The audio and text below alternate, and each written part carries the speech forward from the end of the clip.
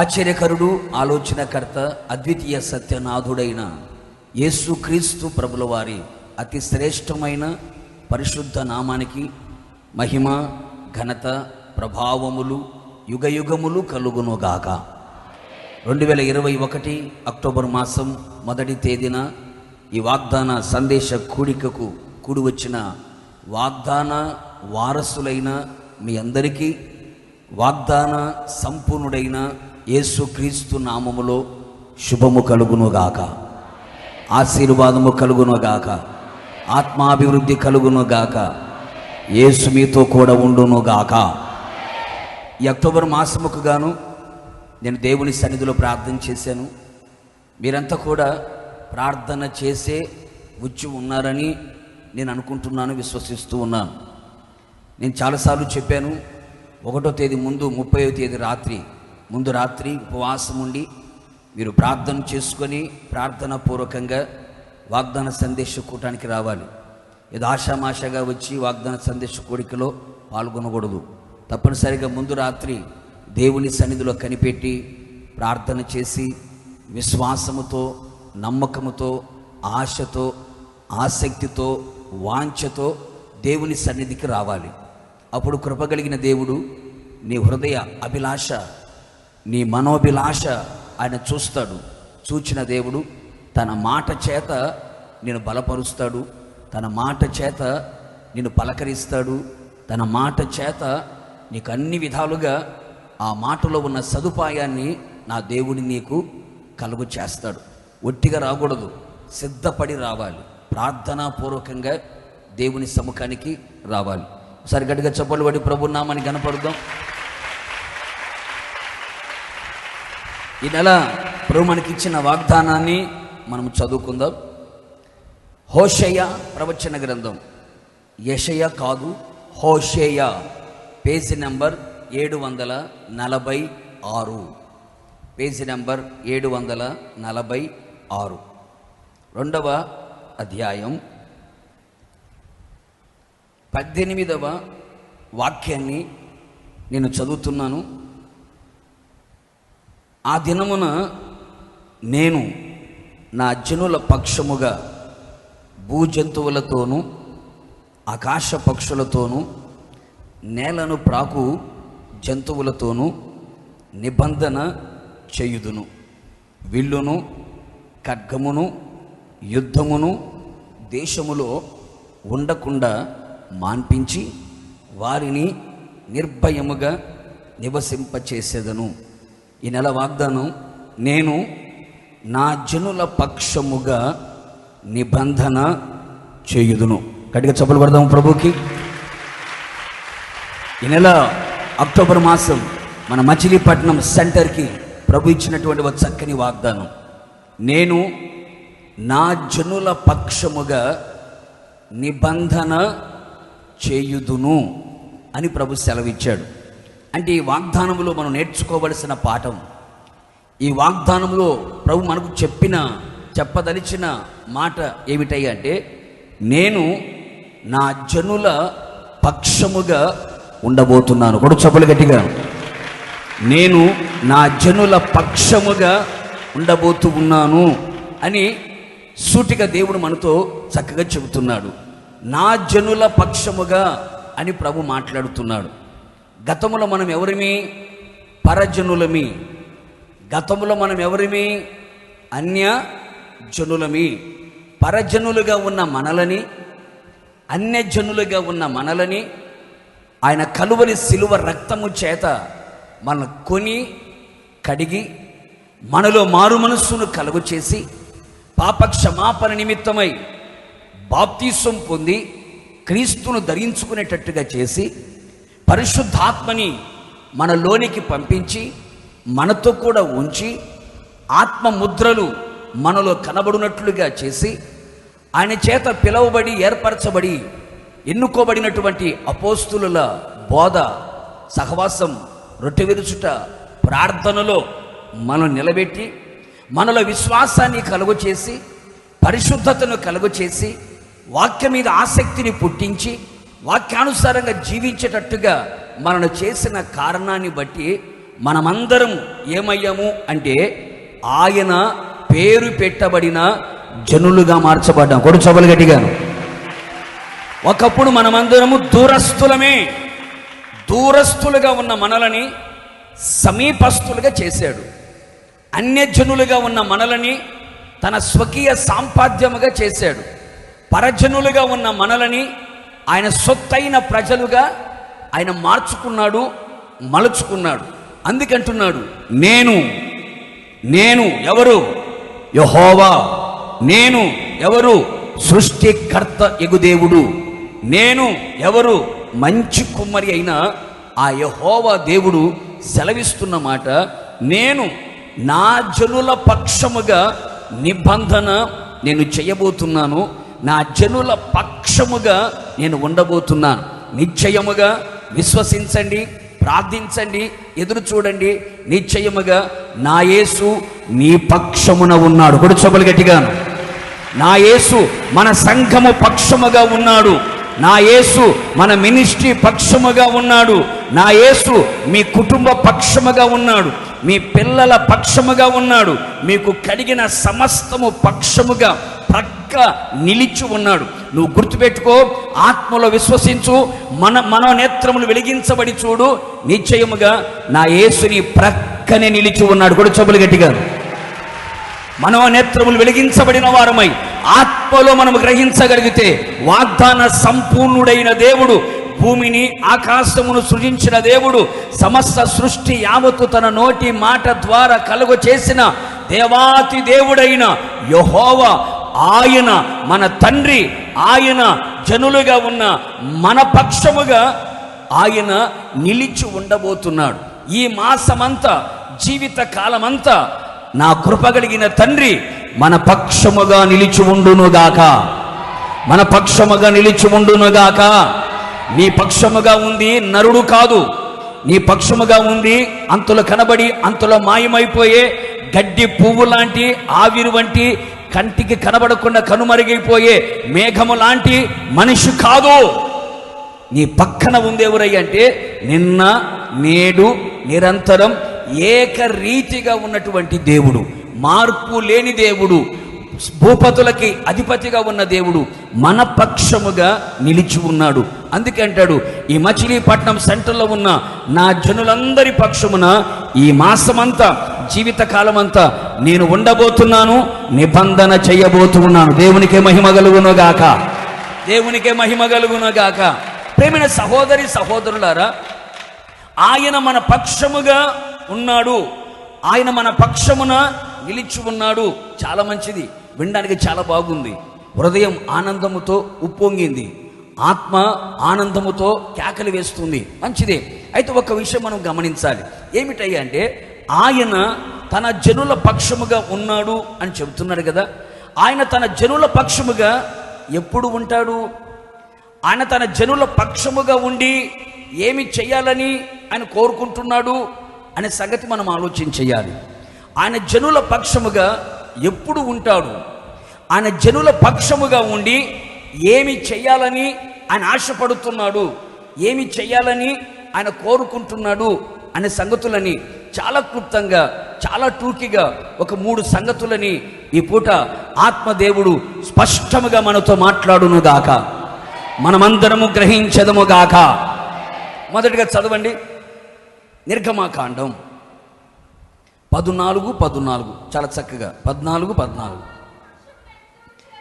Bible ఉన్న వారందరూ కూడా బైబిల్ తెరవాలి, మీ ఒళ్ళో పెట్టుకోవాలి. సెల్ ఫోన్ పొర్రపాటున తీయకూడదు. నిర్గమకాండం 14వ అధ్యాయం 14వ వాక్యాన్ని మనం చూస్తే చూడండి, యెహోవా మీ పక్షమున యుద్ధము చేయును, మీరు ఊరకయే ఉండవలనని ప్రజలతో, మచిలీపట్నం విశ్వాసులతో, ఈ వాగ్దాన కూడికకు వచ్చిన వారితో చెప్పెను. ఒక దైవ సేవకుడైన మోషే ఇశ్రాయేలు ప్రజలతో చెబుతున్న మాట, ఓ ఇశ్రాయేలీయులారా, యెహోవా మీ పక్షమున యుద్ధము చేయబోతున్నాడు. మీ పక్షముగా నిలిచిన దేవుడు, మీ పక్షముగా ఉన్న దేవుడు మీ కొరకు యుద్ధము చేయబోతున్నాడు.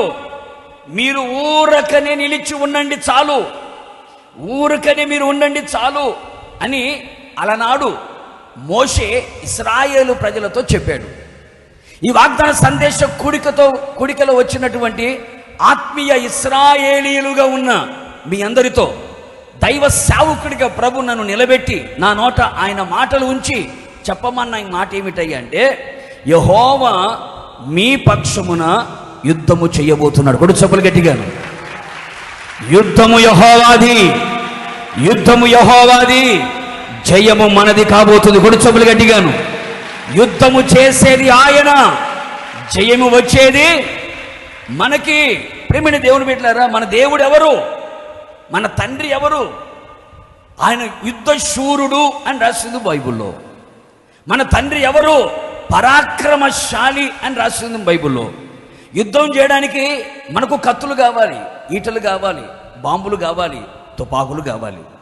ఆయనకు యుద్ధం చేయడానికి ఏ ఆయుధము కూడా అవసరం లేదు. ఏ ఆయుధం ఆయనకు అవసరం లేదు.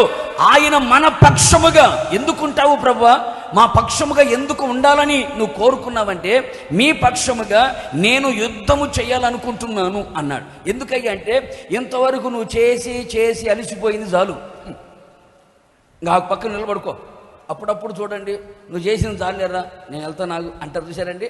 అట్లాగే మన దగ్గరకు వచ్చి చెయ్యి తట్టి వెన్ను తట్టి చేయి పట్టుకొని, ఇంక నువ్వు చాలే ఆగు, 430 సంవత్సరాలు చేసావు యుద్ధం. ఏంది 430 సంవత్సరాలు చేసావు, ఎదుగులేదు బొదుగు లేదు. 430 సంవత్సరాలు యుద్ధం చేసావు, జయం లేదు. 430 సంవత్సరాలు యుద్ధం చేసావు, ఏ ప్రయోజనం లేదు. అందుకని నువ్వు కొంచెం ఆగు, కొంచెం నువ్వు సైలెంట్గా ఉండు చాలు, నేను చూసుకుంటాను అని ఆయనే తానే స్వయముగా వారి పక్షముగా వచ్చి యుద్ధము చేస్తున్నాడు, యుద్ధము చేయబోతున్నాడు. గుర్తుపెట్టుకో, నిశ్చయముగా ఈ అక్టోబర్ మాసములో నా యేసయ్య నా పక్షముగా నీ పక్షముగా మనందరి పక్షముగా యుద్ధము చేయబోతున్నాడు. కూడా చెవులు గట్టిగాను. ఆయన యుద్ధ రంగములో దిగబోతూ ఉన్నాడు, యుద్ధ వీరుడిగా దిగబోతున్నాడు, యుద్ధ శూరుడిగా వెళ్ళబోతున్నాడు. యుద్ధము ఆయనదే, జయము మనది కాబోతుంది. కొడు చెవులు గట్టిగాను. ప్రేమైన సహోదరి సహోదరులారా, ఈ మాట ఎందుకన్నాడు మోషే భక్తుడు అని ఆలోచన చేయాలి. మన ప్రశ్న ఏంటి? ఎవరి పక్షమునైనా ఉంటాడు, ఉన్న దేవుడు ఏం చేస్తాడు అని మనం చూస్తున్నాం. మన పక్షముగా ఆయన యుద్ధము చేయాలనుకుంటున్నాం.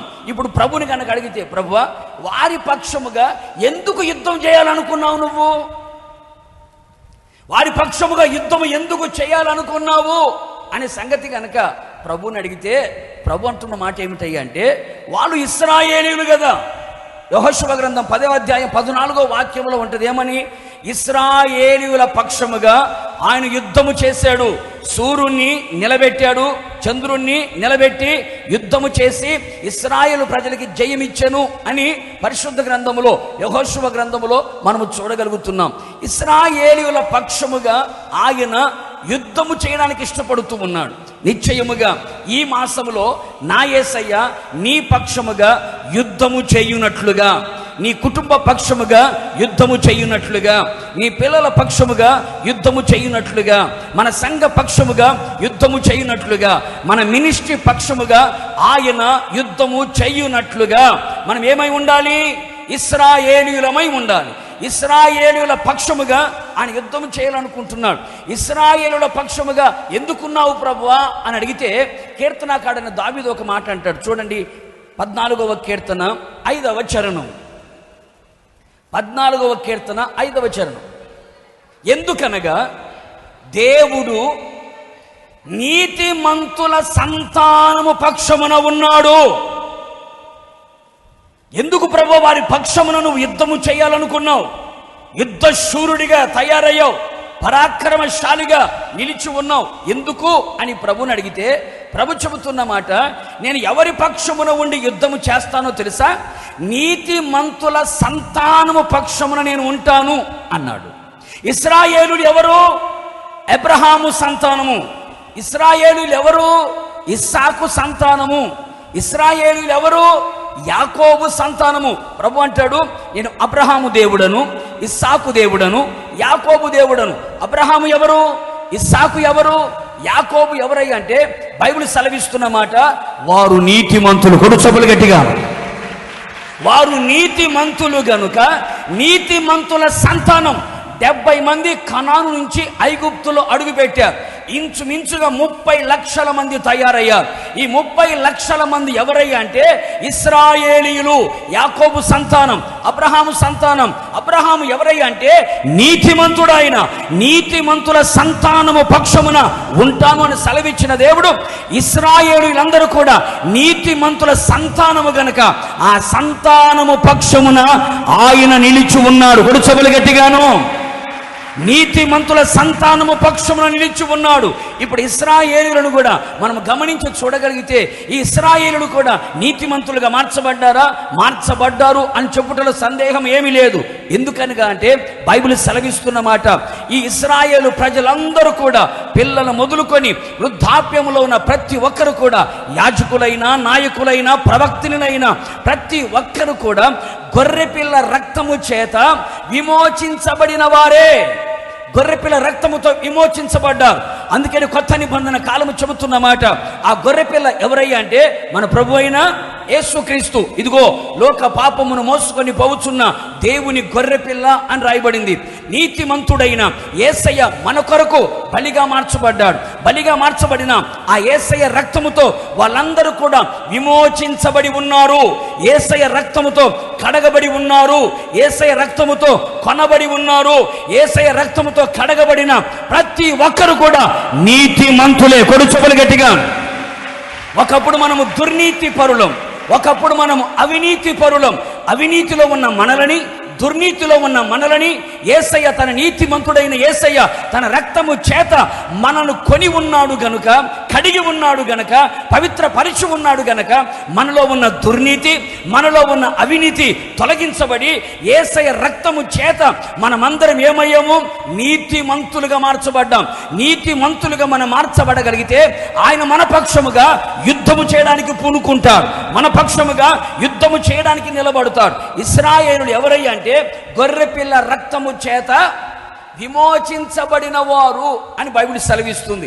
అందుకే వారి పక్షముగా యుద్ధం చేయబోతున్నాను అన్నాడు. రెండవదిగా ఆలోచించగలిగితే వాళ్ళందరూ కూడా మేఘ స్తంభములోను అగ్ని స్తంభములోను నడిపించబడుతున్నారు అని రాస్తుంది. మేఘస్తంభం మనకేమని చెమనుతుంది అంటే మేఘస్తంభం నడిపించబడ్డారయ్య అంటే బాప్తిస్మానికి లోబడి ఉన్నారు. మేఘస్తంభం నడిపించబడ్డం అంటే బాప్తీసం సత్యానికి లోబడాలి. వారు మేఘములోను బాప్తీసము పొందిరి అని బైబిల్ రాస్తుంది. అంటే మేఘ స్తంభము చేత నడిపించబడ్డారు. అంటే పాప క్షమాపణ నిమిత్తమై వారు బాప్తిస్మాని పొంది క్రీస్తును ధరించుకొని ఉన్నారు గనుక వాళ్ళు ఎవరు? నీతిమంతులు. నీతిమంతులు గనక నేను వారికి ఏమవుతున్నాను? వారి పక్షముగా నేను ఉండబోతున్నాను.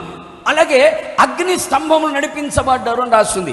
అగ్ని స్తంభం ఏమని సూచిస్తుంది అంటే అది పరిశుద్ధాత్మ యొక్క నడిపింపు సూచనగా కనబడుతుంది. అపోస్తుడైన పౌలు గారు కొరింథీ సంఘానికి ఉత్తరం రాస్తూ ఒక మాట అంటారు, మీరు పరిశుద్ధాత్మ చేత కడగబడిన వారై, పరిశుద్ధపరచబడిన వారై, నీతిమంతులుగా తీర్చబడితిరి అంటాడు. అంటే ఇశ్రాయేలులందరూ కూడా ఎవరయ్యా అంటే గొర్రెపిల్ల రక్తము చేత విమోచించబడి మారు మనసు పొంది నీతిమంతులుగా మార్చబడ్డారు.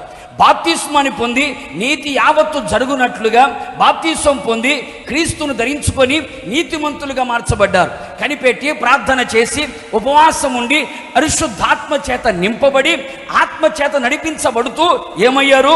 నీతిమంతులుగా మార్చబడ్డారు. ఇంకా ఆలోచన చేయగలిగితే వాళ్ళందరూ కూడా పస్కా బలి పశువుని తిన్నారు అని రాసింది బైబిల్లో. పస్కాను ఆచరించారు. ఆ పస్కా ఎవరయ్యా అంటే మన ప్రభు అయిన యేసుక్రీస్తు, అనగా క్రీస్తు యొక్క శరీరమును, క్రీస్తు యొక్క రక్తమును ఎవరైతే తిని త్రాగుతారో వాళ్ళందరూ కూడా ఎవరయ్యా అంటే నీతిమంతులే. ఈ నీతిమంతుల సంతానము పక్షమున నేను యుద్ధము చేయబోతున్నాను. కొడుచోబులు గట్టిగా. ఇంకా నువ్వు మారు మనస్సు పొందకుండా ఉన్నావేమో, ఇంకా నువ్వు బాప్తిస్వం పొందకుండా ఉన్నావేమో, ఇంకా నువ్వు పరిశుద్ధాత్మ చేత నింపబడి నడిపించబడకుండా ఉన్నావేమో, ఇంకా నువ్వు క్రీస్తు యొక్క రక్త మాంసములలో పాలి భాగస్థుడిగా ఉండకుండా దూరాన ఒకవేళ నిలిచి ఉన్నావేమో, జాగ్రత్త సుమి. దేవుడు నీ పక్షముగా యుద్ధము చేయాలి అని కోరుకుంటున్నాడు. నీకు జయాన్ని ఇవ్వాలనుకుంటున్నాడు. నీ జీవితంలో ఒక విజయాన్ని సొంతం చేసుకోవాలనుకుంటున్నాడు. 10వ నెల విజయానికి సంకేతం. నిశ్చయముగా ఈ 10వ నెల నీకు జయము కలుగునుగాక, నీకు జయము కలుగునుగాక. నీతిమంతుల సంతానపు పక్షముగా యుద్ధము చేయడానికి ఆయన పూనుకోబోతున్నాడు. అందుకనే వారి పక్షముగా నేను యుద్ధము చేయబోతున్నాను అని ప్రభు సెలవిచ్చాడు. ప్రేమైన దేవుని బిడ్డలారా, మరొక మాట కూడా మనం చూడగలిగితే, ఎందుకు ప్రభువా వారి పక్షముగా నువ్వు యుద్ధం చేయడానికి ఇష్టపడుతున్నావు అని ప్రభువుని అడిగితే, ప్రభు చెప్పే మాట ఏంటంటే 10వ వాక్యం చూద్దాం. 14:10. ఫరో సమీపించుచుండగా ఇశ్రాయేలీయులు కన్నులెత్తి ఐగుప్తీయులు తమ వెనుక వచ్చుట చూచి మిక్కిలి భయపడి యెహోవాకు మర్రపెట్టిరి. ప్రేమైన దేవుని బిడ్డలారా, ఎందుకని దేవుడు వారి పక్షముగా యుద్ధము చెయ్యాలి అనుకున్నాడు? నా జనులు అని చెప్పాడు. నా జనులుగా మార్చబడ్డానికి వాళ్ళు నీతిమంతులు గనక వారి పక్షముగా యుద్ధం చేయడానికి పూనుకున్నాడు. రెండవదిగా, ఎందుకు ప్రభు వారి పక్షముగా నువ్వు యుద్ధం చేయాలి అని అనుకుంటున్నావు అంటే, ప్రభు అంటారు, వాళ్ళు నాకేం చేశారు? మొర్రపెట్టారు. వాళ్ళు నాకు మొర్రపెట్టారు గనుక వారి పక్షంగా నేను ఉండాలనుకుంటున్నాను. అనుగుణంగా ఒక మాట మీకు చదివి వినిపిస్తాను. కీర్తనల గ్రంథం 56వ కీర్తన 56వ కీర్తన 8వ చరణం. 8, 9, 2 అంత చాలా కొంచెం నిదానంగా చదవాలి. నా సంచారములను నీవు లెక్కించి ఉన్నావు, నా కన్నీళ్ళు నీ బుడ్డిలో నుంచబడి ఉన్నవి, అవి నీ పుస్తకములో కనబడును కదా. నేను మొర్రపెట్టు దినమున నా శత్రువులు వెనుకకు తిరుగుదురు, దేవుడు నా పక్షమున ఉన్నాడని నాకు తెలియను. కూడా చెప్పులు గట్టిగాను. చూడండి, కీర్తనకారుడు చాలా చక్కగా మాట్లాడుతున్నాడు. ఏమని? నీకు ఒక సంగతి తెలుసా? ఏ సంగతి అంటే, దేవుడు నా పక్షముగా ఉన్నాడని నాకు తెలుస్తుంది. ఏంటి బ్రదర్, ఎందుకలా డల్లుగా ఉన్నామంటే, జ్వరం వచ్చినట్టుగా తెలుస్తుంది, కరోనా సోకినట్టుగా తెలుస్తుంది, ఇవన్నీ బాగా తెలుస్తున్నాయి. కానీ దేవుడు నీ పక్షముగా ఉన్నాడన్న సంగతి నీకు తెలుస్తుందా? ఎవరో వచ్చి తలుపు కొట్టినట్టు తెలుస్తుంది, మీదబడి తొక్కినట్టు తెలుస్తుంది, కానీ నీ పక్షముగా దేవుడు ఉన్నాడన్న సంగతి నీకు తెలుస్తుందా? ఎంత చక్కగా మాట్లాడుతున్నాడు చూడండి. దేవుడు నా పక్షమున ఉన్నాడన్న సంగతి నాకు తెలుసు. ఎలా చెబుతున్నావు దావీదు? ఎలా చెబుతున్నావు నువ్వు? నా సంచారములు ఆయన లెక్కించుచున్నాడు, నా కన్నీళ్ళన్నిటినీ ఆయన బుడ్డిలో భద్రపరిచి ఉన్నాడు, పుస్తకంలో దాచిపెట్టిన కన్నీళ్ళు కారుస్తున్నాను కదా అని. నేను మొర్రపెట్టు దినమునా అంటే ఎలా ప్రార్థన చేశాడండి? కన్నీళ్లతో ప్రార్థన చేస్తున్నాడు, దుఃఖముతో ప్రార్థన చేస్తున్నాడు, వేదనతో ప్రార్థన చేస్తున్నాడు. ఆ కన్నీటి ప్రార్థన అతడు చేయుచు ఉండగా అతని శత్రువులందరూ కూడా వెనక్కి దూసుకొని వస్తున్న శత్రువులందరూ కూడా వెనక్కి వెళ్ళిపోతున్నారట. హలో యోర్దాను, ఏమైంది నీకు? వెనక్కి వెళుతున్నావు, ఏమైంది నీకు? ఊరికవయ్యా, వాళ్ళతో పని కాదులయ్యా, వెళ్ళిపోతున్నా. ఎందుకు వెళ్తున్నావు వెనక్కి? నువ్వు ఎందుకు వెనక్కి వెళ్తున్నావు? శత్రువులందరూ కూడా వెనక్కి వెళ్ళిపోతున్నారు. ఎందుకు వెనక్కి వెళుతున్నారయ్యా అంటే, నేను కన్నీళ్లతో దేవుని సన్నిధిలో మొర్ర పెట్టుకుంటున్నాను, కన్నీళ్లతో ఆయన పాదాలు తడుపుతున్నాను, కన్నీళ్లతో విన్నపించుకుంటూ ఉన్నాను, దుఃఖాముఖిగా నేను మార్చబడి ఉన్నాను, నా హృదయాన్ని ఆయన సన్నిధిలో నేను కుమ్మరించి ఉన్నాను గనక నా కన్నీటి ప్రార్థన ఆయన చూచాడు, నా కన్నీటి ప్రార్థన ఆయన విన్నాడు. చూచిన దేవుడు, విన్న దేవుడు వెంటనే పరలోకాన్ని విడిచిపెట్టి నా పక్కకు వచ్చి నిలబడ్డాడు. గొడుచోబలు గట్టిగా, నా పక్షమున ఉన్నాడు, నా పక్షముగా వచ్చాడు, నా పక్షముగా ఉన్నాడని నాకు తెలుస్తుంది. ఎలా తెలుస్తుంది? శత్రువు వెనకడుగు వేస్తున్నాడు. శత్రువు వెనకడుగు వేస్తున్నాడు. వాడు వెనకడుగు వేశాడు అంటే అర్థం నా పక్కన యుద్ధశూరుడు నిలబడుకున్నాడు. ఆయన ఉన్నాడు కనుక వాని అడుగు వెనక్కి వెళ్ళింది. కొడుచోబలు గట్టిగా. నన్ను చూసి ముందడుగు వేశాడు. నన్ను చూసి ముందడుగు వేశాడు. నన్ను చూసి దూసుకొని వస్తున్నాడు. నన్ను చూచి నా మీద మిట్టపడ్డానికి కన్నెర్ర చేసి కాళ్ళు దువ్విన వాడు ఇప్పుడు కాళ్ళు మడిమిని వెనక్కి దిప్పుతున్నాడు. ఏమైందిరా అంటే నీ పక్కన యుద్ధశూరుడు ఉన్నాడు. నీ పక్కన యుద్ధము చేసే యెహోవా నీ పక్షముగా ఉన్నాడు. ఆయన చూచిన తర్వాత మా వల్ల కావట్లేదు. అందుకే ఐగుప్తీయులు ఏమంటారో తెలుసా అండి? వారి పక్షముగా వారి దేవుడు యుద్ధము చేస్తున్నాడు. కొడుచబులు గట్టిగా. వారి పక్షముగా వారి దేవుడు యుద్ధము చేస్తున్నాడు. అందుకని వెనక్కి వెళ్ళిపోదాం పద, వెనక్కి వెళ్ళిపోదాం పద అని ఐగుప్తులు వెళ్ళగలుగుతున్నారు. ఎందుకు వెళ్తున్నారు వాళ్ళు అంటే బైబిల్ సెలవిస్తుంది, వాళ్ళు దేవుని సన్నిధిలో మొర్రపెట్టిరి. ఎలా మొర్రపెట్టారు? కంటికి మంటికి ధారగా కన్నీళ్ళు విడుస్తున్నారు. నీవు తప్ప మాకు దిక్కెవరు ఉన్నారయ్యా? నేను నమ్ముకొనే కదా మేము వచ్చి ఉన్నాం. నేను నమ్ముకొనే కదా ఐగుప్తును వదిలేశాం. నేను నమ్ముకొనే కదా లోకాన్ని వదిలేశాం. నేను నమ్ముకొనే కదా పాపాన్ని వదిలేశాం. నీ వైపు చూస్తూ ముందడుగు వేస్తున్నామని కన్నీళ్లతో ప్రభు సన్నిధిలో వాళ్ళు మొర్ర పెట్టడం ప్రారంభించగా ఆ కన్నీటి ప్రార్థన ఆలకించిన దేవుడు వారి పక్షముగా నిలబడ్డాడు. యుద్ధము చేయబోతున్నాడు. కొడుచబులు గట్టిగా.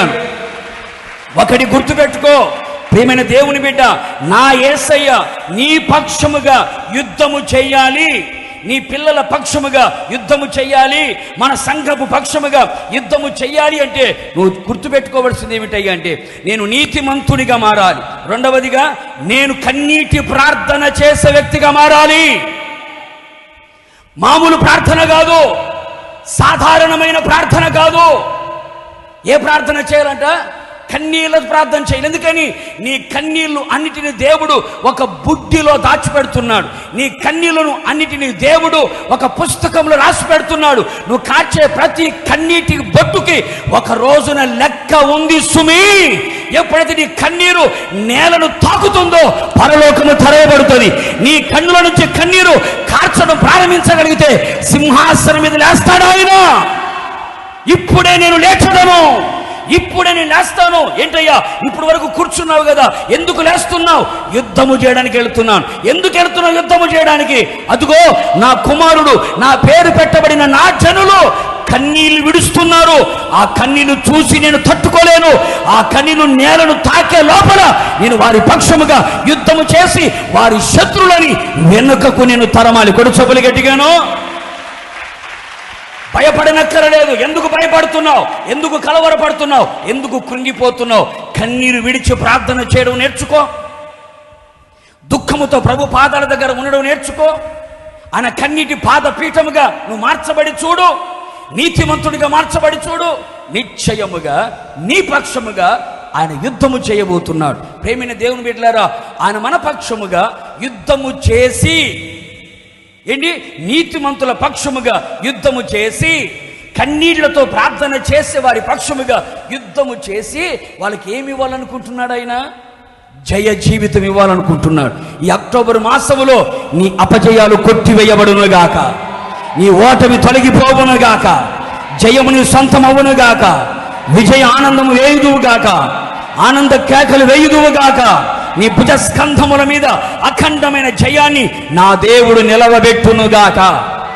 ప్రేమైన సహోదరి సహోదరులారా, అందుకే నీ వీళ్ళందరూ కూడా బయలుదేరి వెళుతున్నారు. ఐగుప్తును వదిలిపెట్టి వెళుతున్నారు. వెళుతున్న సమయంలో మొర్రపెట్టారు.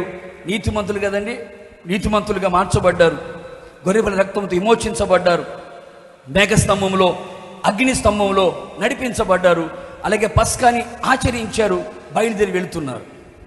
దేవుని సన్నిధిలో కన్నీళ్లతో మొరపెడుతూ ఉన్నారు. మొరపెట్టారండి. ఆనందంగా బయలుదేరి వెళుతున్నారు. ఈ మాట ఎందుకు ప్రభు యుద్ధం చెయ్యాలి అని అనుకున్నాడు అంటే వారు చేయలేకపోతున్నారు కనుక. ఏంటంటే వాళ్ళు చేయలేకపోతే, అందుకే చాలామంది పాస్టర్ గారండి చేసి చేసి అలసిపోయామండి, అలసిపోయామంటారండి. అలాగే వాళ్ళు చేయలేకపోతున్నారు కనుక నేను వారి పక్షముగా యుద్ధం చేయబోతున్నాను అన్నాడు. ఎందుకు చేయాలనుకున్నాడు ఆయన అంటే, వెనక వాళ్ళందరూ కూడా తరుముతున్నారంట. అంతవరకు వెళ్ళు అన్నవాళ్ళు వెంటనే ఐగుప్తుల యొక్క ఫరో యొక్క హృదయము, వాళ్ళ సైన్యాధిపతుల హృదయాలని కఠినంగా మార్చబడి అర్జెంటుగా రథాలు గుర్రాలు తీసుకొని అధిపతులందరూ కూడా తొందరగా మనం తరిమి వాళ్ళని పట్టుకుందాం, మన వశము చేసుకుందామని తరుముతున్నారట. ఎందుకని? మన చేతిలోంచి వాళ్ళు విడిపించబడ్డారు, మన సంఖ్యల నుంచి వాళ్ళు విడుదల పొందారు కనుక మరలా వారిని వశపరుచుకుందామని ఐగుప్తీయులు తరుముతూ ఉన్నారు. తరుముతూ ఉండగా వీళ్ళు దేవుని సన్నిధిలో మొరపెట్టారు. తరుముతూ ఉండగా దేవుని స్థలం మొరపెట్టారు. వెనక్కి తిరిగి చూశారు. చూడగానే ఐగుప్తీయులందరూ వచ్చేస్తున్నారు. అమ్మో, వాళ్ళు వచ్చేస్తున్నారు. మరలా మమ్ములని వాళ్ళ వశము చేసుకుంటారేమో, మరలా మమ్ములను వాళ్ళు దాసులుగా చేసుకుంటారేమో, మరలా మమ్ములను మెడ ఉంచుతారేమో, నడుము ఉంచుతారేమో, సంఖ్యలతో కట్టేస్తారేమో అని భయపడి మొర్ర పెట్టారు. ప్రేమైన దేవుని బిడ్డలారా, ఒకటి గుర్తుపెట్టుకో, ఏది నిన్ను తరుముతూ ఉందో, ఒకవేళ ఈ 10 నెలలకు వచ్చావు కదండి, ఈ 9 నెలలు నీ జీవితాన్ని ఏది తరుముతుంది? ఏది తరుముతుంది? రోగాలు నిన్ను తరుముతున్నాయా? అసమాధానం నిన్ను తరుముతుందా? ఆర్థిక ఇబ్బందులు నిన్ను తరుముతున్నాయా? భక్తిహీనులు నిన్ను తరుముతున్నారా? దుష్టులు నిన్ను తరుముతున్నారా? పాపము చేసేవాళ్ళు నిన్ను తరుముతున్నారా? ఏ పాపం మరల నిన్ను వశం చేసుకోవాలనుకుంది? ఏ పాపంలో నుంచి అయితే నువ్వు విడుదల పొందావో అదే పాపం మరల నిన్ను పట్టుకోవాలని ప్రయత్నం చేస్తుందా? ఏ పాపాన్ని వదిలించుకొని బయలుదేరి వచ్చావో అదే పాపం మరల నిన్ను తగిలించుకోవడానికి నిన్ను తరుముతూ ఉందా? ఏ అసమాధానం అయితే నిన్ను వదులుకొని సమాధానంతో వెళ్ళావో ఆ అసమాధానం మరల నిన్ను పట్టుకోవాలని కోరుకుంటుందా? ఐగుప్తులందరూ చేస్తున్నారు. ఎందుకని? ఆ ఐగుప్తులో ఉన్నంతకాలం వాళ్ళకు సుఖము లేదు, సౌఖ్యము లేదు, సంతోషము లేదు, ఆనందము లేదు, దుఃఖమే, వేదనే, ఆశీర్వాదం లేదు, కష్టముతోనే ఉన్నారు. మరలా ఇవన్నీ తరుముతూ ఉన్నాయి. మరలా తరుముతూ ఉండగా 430 సంవత్సరాలు మనం పోరాడాం, యుద్ధము చేసాం, మన వల్ల కాలేదు. ఇప్పుడు మరలా వాళ్ళు వచ్చేస్తున్నారే, మరలా తరుముతున్నారే, ఇది మరలా మనం సాధ్యమవుతుందా? మరలా మనం జయించగలుగుతామా? విడుదల పొందగలుగుతామా అనుకుంటున్న సమయంలో ప్రభు అంటున్నాడు, 430 సంవత్సరాలు ఉన్నారు, మీ వల్ల కాలేదు కదా, ఇక నేను చూసుకుంటాను. ఏమన్నాడండి? ఇంకా మీరు మౌనంగా ఉండండి, ఊరికనే ఉండండి, నీతిమంతులుగా ఉన్నారు కదా, మౌనంగా ఉండి నన్ను స్తుతిస్తా ఉండండి, యుద్ధము యెహోవా చేయబోతున్నాడు. కొడుచబులు గట్టిగా. ఏ సమస్యలైతే నిన్ను తరుముతున్నాయో, ఏ శోధనైతే నేను తరుముతూ ఉన్నాయో, ఏ కష్టాలైతే నేను తరుముతున్నాయో, ఏ బాధలైతే నేను తరుముతూ ఉన్నాయో, ఏ దుఃఖం నిన్ను తరుముతుందో, ఏ వేదన నిన్ను తరుముతుందో, ఏ రోగాలు నిన్ను తరుముతున్నాయో, ఏ ఆర్థిక పరిస్థితులు నిన్ను తరుముతున్నాయో, 10వ నెల వరకు నిన్ను తరుముతూ వచ్చాయా? గుర్తుపెట్టుకో, రాసి పెట్టుకో, విశ్వసించు. ఇంతవరకు తరిమిన సమస్యలు ఈ రోజుతో నా దేవుడి ఇక మీదట నువ్వు చూడకుండా దేవుడు చెయ్యునగాక. కొడుచబులు గట్టిగాను. ఇక మీదట నువ్వు చూడవు. ఇంతవరకు నిన్ను తరుముతున్నటువంటి శత్రు కార్యాలు, ఇంతవరకు తరుముతున్న భక్తిహీనమైన కార్యాలు, ఇంతవరకు తరుముతున్న పాపపు సంబంధమైన ఏ కార్యాలు కూడా ఇక మీదట నీవు చూడకుండునట్లుగా నా దేవుడు నీకు వాటికి మధ్యలో నిలిచి వాటి నిర్మూలము చేయబోతున్నాడు. కూడా చెప్పులు గట్టిగా నిర్మూలము చేయబోతున్నాడు. అందుకని బైబిల్ రాసిన మాట, మోషే కర్ర పైకెత్తాడు, ఎర్ర సముద్రము 2 పాయలైంది, నీళ్లు గోడగా మారాయి. 6 నెల మీద ఇశ్రాయేలులు బయలుదేరారు. ముందు నిలిచిన దూత వెనక్కి వచ్చింది, వారికి చీకటి, వీళ్ళకు వెలుగు కలిగింది. చక్కగా నడుచుకుంటూ ఎర్ర సముద్రాన్ని దాటి వెళ్ళిపోయారు. వాళ్ళు అక్కడే ఉన్నారు. ఆ తర్వాత రాసిన మాట, వాళ్ళ రథ చక్రాలు ఊడిపోయినట్టుగా చివరికి వాళ్ళు తెలుసుకున్న మాట ఏమిటంటే, వీరి దేవుడు వీరి పక్షముగా యుద్ధము చేయుచున్నాడు గనక మనం ఇక మీదట వాళ్ళని తరమకూడదు, మనం వెళ్ళిపోదాం. కొడు చెప్పులు గట్టిగాను. ఇక మీద మన గురించి చెప్పుకోవాలి జనాలు, ఏమని? వీళ్ళ పక్షముగా వీళ్ళ దేవుడు యుద్ధము చేయుచున్నాడు గనక వీళ్ళ జోలికి మనం వెళ్ళకూడదు. వీళ్ళ జోలికి మనం వెళ్ళకూడదు, వీళ్ళని మనము తరమకూడదని నీ సమస్య, నీ శ్రమ, నీ శోధన, నీ రోగం, నీ బాధ, నీ వ్యధ, నీ వేదన, నీ శత్రువులు, నీ భక్తిహీనులు ఎవరైతే నేను తరుముతున్నారో వాళ్ళందరూ కూడా చెప్పుకునేటట్లుగా, వెనకకు మళ్ళేటట్లుగా నా దేవుడు మౌనంగా నిలిచి ఉన్న నీ జీవితంలో, నీతిమంతుడుగా ఉన్న నీ జీవితంలో, కన్యలతో ప్రార్థన చేస్తున్న నీ జీవితంలో నీ పక్షముగా ఉండి యుద్ధము చేసి నీకు జయమును ప్రసాదించునుగాక, నీకు జయమును ప్రసాదించునుగాక. యుద్ధము యెహోవాది, జయము మనదే. ఇక మీదట నిన్ను తరుముతున్న ఏ కార్యమును నీ వెంట పడనివ్వకుండా నా దేవుడు నీ పక్షముగా యుద్ధము చేసి వాటిని వెనకకు తరిమి ఎర్ర సముద్రంలో ముంచి వేసి ఏ శత్రు భయము, ఏ శత్రువు బెదురు, ఏ శత్రువు యొక్క తొందరపాటు నీ జీవితంలోకి రానివ్వకుండా, నీ శరీరంలోకి రానివ్వకుండా, నీ ఆత్మలోకి రానివ్వకుండా, నీ ప్రాణములోకి రానివ్వకుండా నా దేవుడు అడ్డుగా నిలబడి నీకు జయమును ప్రసాదించునుగాక. విశ్వాసంతో గట్టిగా చప్పలు కొట్టండి, గట్టిగాను చెప్పండి. నా దేవుడు నా పక్షముగా యుద్ధము చేయబోతున్నాడు, నా దేవుడు నా పక్షముగా యుద్ధము చేయబోతున్నాడు, నా దేవుడు నా పక్షముగా యుద్ధము చేయబోతున్నాడు. యుద్ధం ఆయన చేస్తున్నాడు, జయాన్ని నేను చూడబోతున్నాను. యుద్ధం ఆయన చేస్తూ ఉన్నాడు, విజయం నా సొంతం కాబోతుందని మీరు విశ్వసించి చూడండి. నీతిమంతులుగా మారి చూడండి, కన్నీటి ప్రార్థన చేసి చూడండి. తరుముతున్న కార్యాలని వెనుకకు వెళ్ళిపోవునుగాక. ఏ కార్యం నీ మీదకి రాకుండా దేవుడు అడ్డుకొనుగాక. ఏ పాపం మరల నిన్ను ఏలుబడి చెయ్యనివ్వకుండా నా దేవుడు వాటిని జయించున్నట్లుగా కృప దయచేయునుగాక. ఏ ఐగుప్తు బానిసత్వం మరలా మీ మీద ఏలుబడి చేయకుండా నా దేవుడే మీ పక్షముగా యుద్ధము చెయ్యబోతున్నాడు. అందుకని ఆయన జనులుగా మనం మారి, నీతిమంతులుగా మారి, కన్నీటి ప్రార్థన చేసేవారిగా మారి, మన పక్షముగా నిలిచి ఉన్నట్లుగా ఆయన యుద్ధం చేస్తాడు. ఆయనకు ఆయుధాలు ఏమేం అవసరం లేదు. ఆయుధాలు అవసరం అనడానికి ఏం అవసరం లేదు. నువ్వు అలా చేసి చూడు, మౌనంగా ఉండు, ఇంకా చాలు, నువ్వు పక్కన నిలబడుకో, నేను చూసుకుంటా అని చెప్పి ఇక మీదట ఆయనే చూసుకోబోతున్నాడు. దేవునికి స్తోత్రం, గట్టిగా హల్లెలూయా. ఏది నిన్ను భయపెడుతుందో, ఏది నిన్ను కలవర పెడుతుందో, ఏది నిన్ను కంగారు పెడుతుందో, ఏది నిన్ను కన్నీళ్లు తెప్పిస్తుందో, ఏది నిన్ను కృంగదీస్తుందో, ఏది నిన్ను బలహీనపరుస్తుందో నా దేవుని సన్నిధిలో కన్నీళ్లతో ప్రార్థన చేసి చూడు.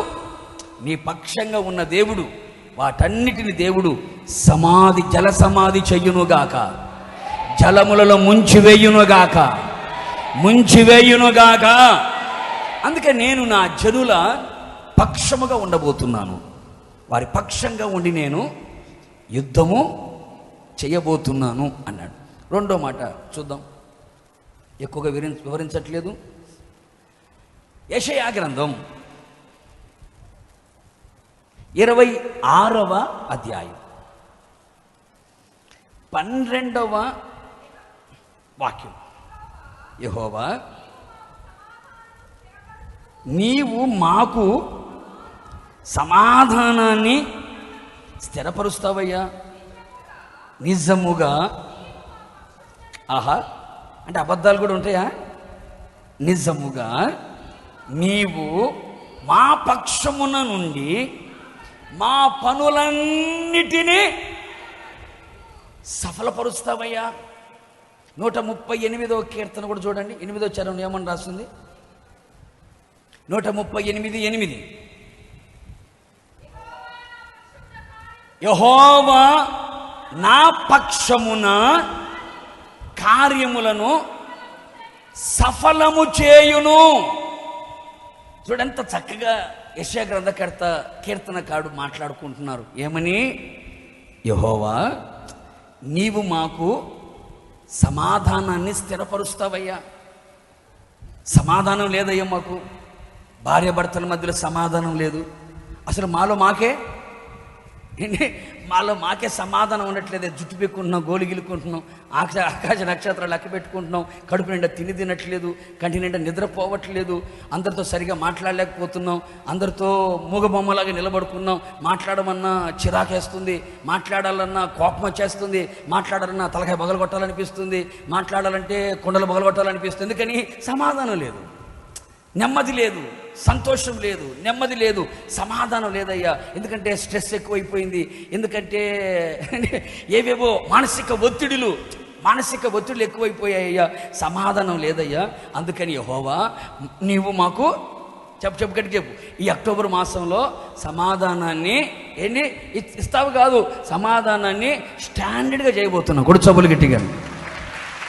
ఇక ఒక నెల పోయి, ఒక నెల వచ్చి, ఒక రోజు పోయి, ఒక రోజు వచ్చి, ఒక పగలు పోయి, రాత్రి వచ్చి పగలు పోవడం కాదు. ఇక సమాధానాన్ని మాకేం చేస్తున్నావు? నువ్వు స్థిరపరుస్తున్నావయ్యా.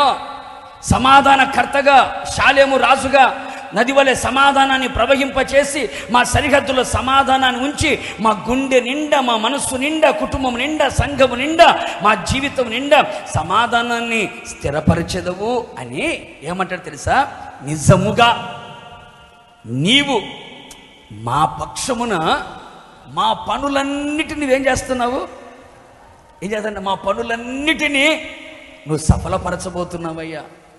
మా పనులంటే మా ఉద్యోగాలు చేస్తున్న పనులు, వ్యాపారంలో చేస్తున్న పనులు, చేతి పనులు, చదువుతున్న ఆ పనులు, పొలంలో చేస్తున్న పనులు, గేదెలు తోలుకొని వెళ్తున్న ఆ పనులు, అలాగే వాహనాలు నడుపుకునే ఈ పనులన్నీ కూడా, మా కార్యాలన్నీ కూడా పూర్తిగా సంపూర్తిగా నువ్వేం చేయబోతున్నావు?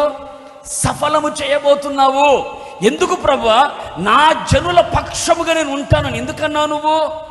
నా జనుల పక్షముగా ఎందుకు ఉంటాను అన్నావంటే, నా జనులు ఈ 9 నెలలు విఫలమైపోయారు. ఫెయిల్యూర్, ఏది చేసినా ఫెయిల్ అయిపోతుంది, విఫలమే అవుతుంది. అందుకని ఈ 10వ నెలలో నేను వారి పక్షముగా ఉండి వారి ప్రతి పని నేను సఫలము చేయబోతున్నాను. కూడా చెప్పులు గట్టిగా. ప్రతి పని, ప్రతి కార్యాన్ని నేను సఫలము చేయబోతూ ఉన్నాను.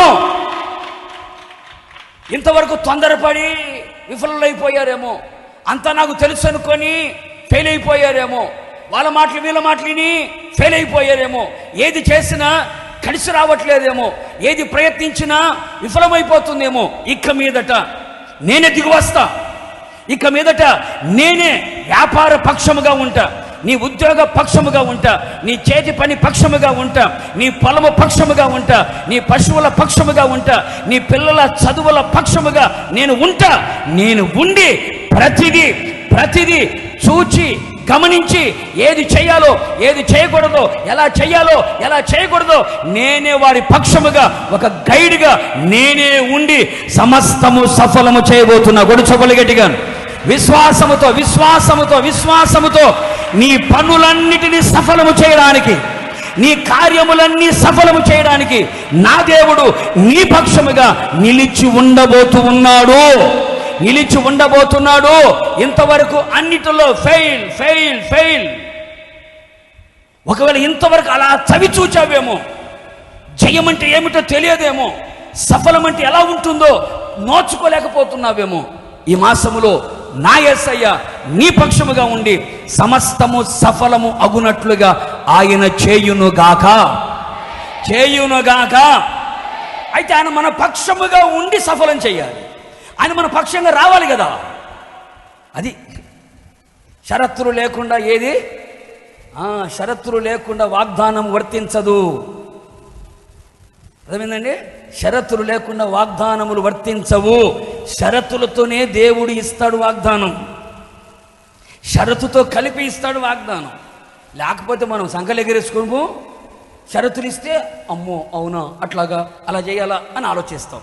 దీనికి అనుగుణంగా బైబిల్ ఒక చరిత్ర మీతో చెప్తాను. చదవండి. దినవృత్తాంతముల 2వ గ్రంథం 15వ అధ్యాయం. దినవృత్తాంతంలో 2వ గ్రంథం 15వ అధ్యాయం 7వ వాక్యం చూడండి.